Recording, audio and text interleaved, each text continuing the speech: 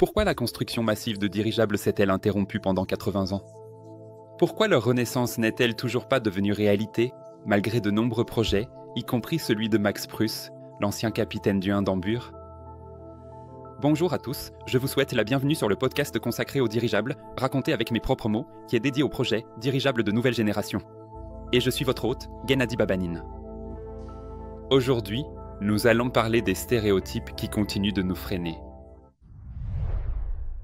Les dirigeables ont autrefois symbolisé le progrès scientifique et les ambitions humaines. Les gens les considéraient comme des merveilles de la technologie. Lorsque le dirigeable allemand transportant des passagers arrivait en ville, il était accueilli en grande pompe. On dressait des arches ornées de messages de bienvenue dans différentes langues, on organisait des spectacles théâtralisés et des concerts. L'arrivée du Hindenburg a même été retransmise en direct à la radio de Chicago. Mais c'est précisément cette arrivée qui a marqué le début de changements tragiques dans le destin des dirigeables. L'incident du Hindenburg, survenu le 6 mai 1937, a ancré dans l'opinion publique l'idée que les dirigeables étaient dangereux dans l'histoire de l'aviation. Par la suite, la peur née de cette catastrophe a été appelée le syndrome du Hindenburg. Ce phénomène a également influencé le développement de l'énergie hydrogène. En mémoire de la destruction du dirigeable Hindenburg, rempli d'hydrogène, une réévaluation du danger réel de l'hydrogène a eu lieu. Cette réévaluation a longtemps freiné le développement de la recherche dans le domaine de l'énergie hydrogène. Ainsi, la tragédie du Hindenburg est devenue un facteur clé qui a stoppé le développement ultérieur des dirigeables en tant que moyen de transport de passagers, et ce, de façon définitive.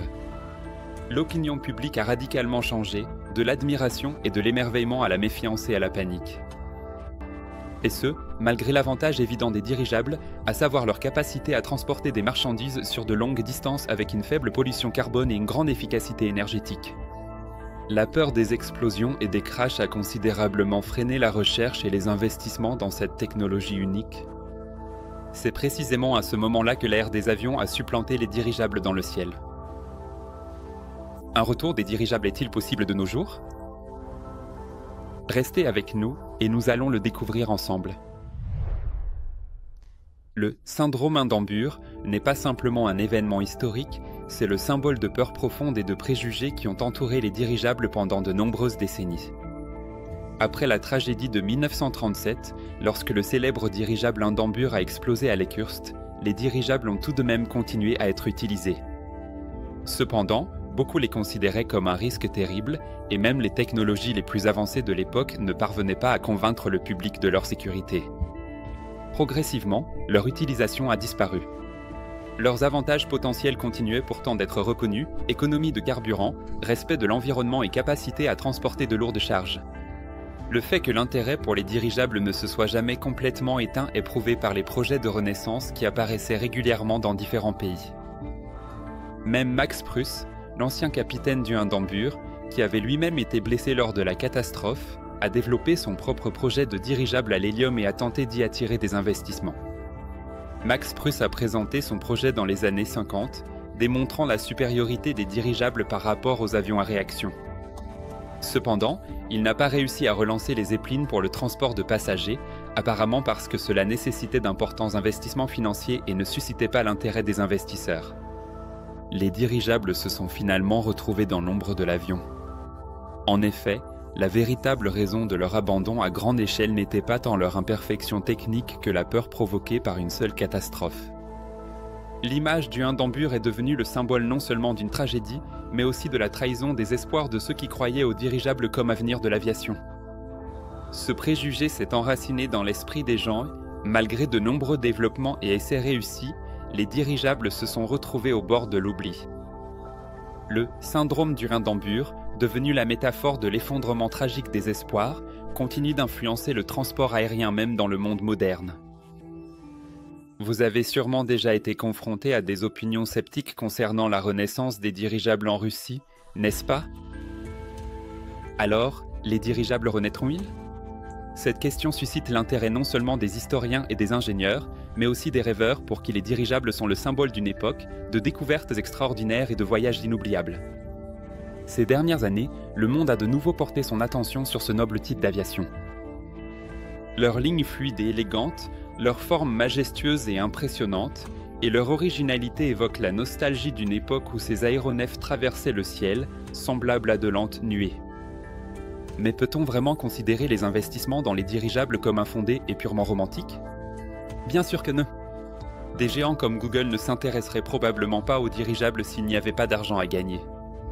Le dirigeable, Pathfinder 1, qui étonne actuellement le monde, a été créé par la société Althea Research avec la participation de Sergey Brin, cofondateur de Google.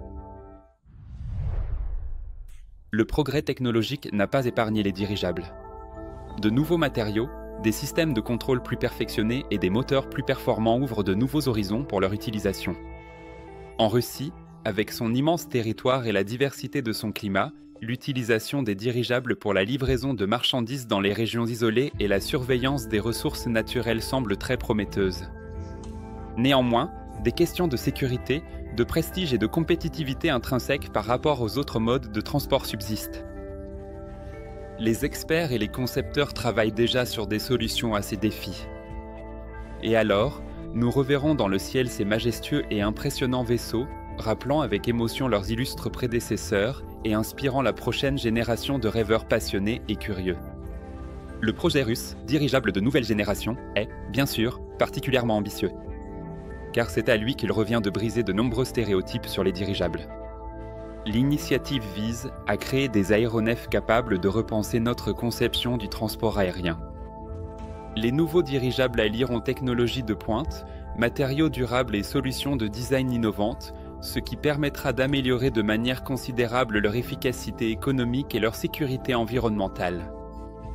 Les dirigeables modernes seront équipés d'un système de pilotage automatisé et de moteurs hautement performants et avancés qui fonctionneront progressivement à terme grâce à des sources d'énergie renouvelables.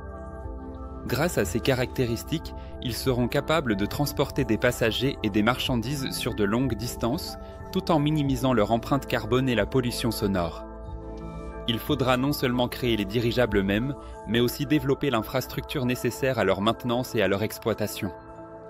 Les aéroports d'un nouveau type seront pleinement équipés de systèmes de navigation et de sécurité modernes, ce qui garantira la fiabilité et le confort des passagers. Comme nous l'avons vu ensemble, il reste encore beaucoup à faire, notamment en ce qui concerne l'opinion publique, qui, malheureusement, évolue moins vite que la technologie. Mais un grand dirigeable majestueux s'élevant dans le ciel sera à coup sûr le symbole d'un nouveau siècle dans l'aviation, ouvrant de nouveaux horizons pour un développement durable et une mobilité accrue de l'humanité. Quant à savoir si les dirigeables russes connaîtront un succès commercial, nous en parlerons dans le prochain épisode.